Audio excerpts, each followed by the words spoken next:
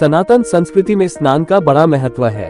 रोजाना शरीर की शुद्धि के लिए शास्त्रों में स्नान को एक अनिवार्य प्रक्रिया बताया गया है। स्नान से तन स्वच्छ होने के साथ मन भी प्रसन्न रहता है, क्योंकि स्नान से शरीर की गंदगी साफ होती है और काया का शुद्धिकरण होता है और शरीर में आत्मा का निवास होता है। वैसे सामान्यतः घर में स्नान किया जाता है, लेकिन विशेष तिथियों पर, विशेष अवसरों पर और पर्व त्योहारों पर पवित्र नदी और सरोवरों में स्नान का विधान बतलाया गया है। स्नान लोग अपनी सुविधा के अनुसार करते हैं, लेकिन समय के अनुसार किए गए स्नान का अलग अलग फल मानव को प्राप्त होता है। शास्त्रों में ब्रह्म मुहूर्त के स्नान का बड़ा महत्व बतलाया गया है। मान्यता है कि सूर्योदय के पूर्व 4 से 5 बजे के बीच किया गया स्नान सर्वश्रेष्ठ होता है। इस स्नान को मुनि स्नान कहा गया है, क्योंकि इस समय ऋषि मुनि स्नान कर साधना करते हैं। इसके बाद सूर्योदय के ठीक पहले का समय आता है, यानी सुबह 5 से 6 बजे के बीच किया गया स्नान देव स्नान कहलाता है। इस समय किया गया स्नान भी श्रेष्ठ फल देता है। सूर्योदय के समय या सूर्योदय के ठीक बाद किया गया स्नान भी उत्तम फल प्रदान करता है। ये स्नान सुबह 6 से 8 बजे के बीच किया जाता है। इस स्नान को मानव स्नान कहा जाता है।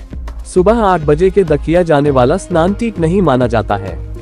इस तरह के स्नान को राक्षसी स्नान कहा जाता है। शास्त्रों के अनुसार मुनि स्नान सर्वोत्तम, देव स्नान को उत्तम और मानव स्नान को सामान्य कहा गया है, जबकि राक्षसी स्नान धर्म का निषेध बताया गया है। इसलिए किसी भी व्यक्ति को सुबह 8 बजे के बाद स्नान नहीं करना चाहिए।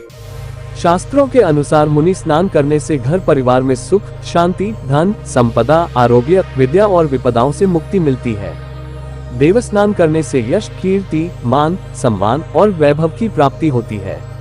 मानव स्नान करने से परिवार का सुख, सत्कर्म का ज्ञान और समस्त कार्यों में सफलता मिलती है। इस तरह राक्षसी स्नान से विपदा, क्लेश, धनहानि, कार्यों में अड़चने होती है। इसी तरह सुबह का स्नान समय पर करने के बाद दिन में 3 बार स्नान का विधान बतलाया गया है।